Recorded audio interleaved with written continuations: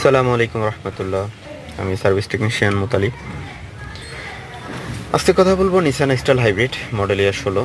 এই গাড়িটা customer complain, ওনার গাড়িটা মাঝে মধ্যে ব্রেক চাপ দেওয়ার পরে উনি যখন গিয়ারটা মুভমেন্ট করে, মাঝে মধ্যে গিয়ারটা পড়তে চায় না, লিভারটা আগে পিছে যেতে চায় না। তো এটা ওনার প্রায় এই সমস্যাটা নিয়ে উনি ভুক্তভোগী হয়।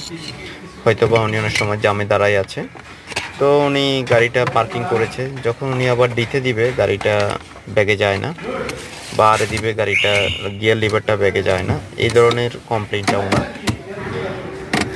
তো আপনারা জানেন যে আমরা নিসান এক্সটাইল হাইব্রিড নিয়ে বেশিরভাগই কাজ করে থাকি, এবং আমি নিজেও নিসান প্যাসিফিক মোটরসের সার্ভিস টেকনিশিয়ান ছিলাম। লং টাইম নিসান নিয়ে কাজ করেছি, পাশাপাশি অটোমোবাইলসে অনেকগুলো ট্রেনিংও করেছি।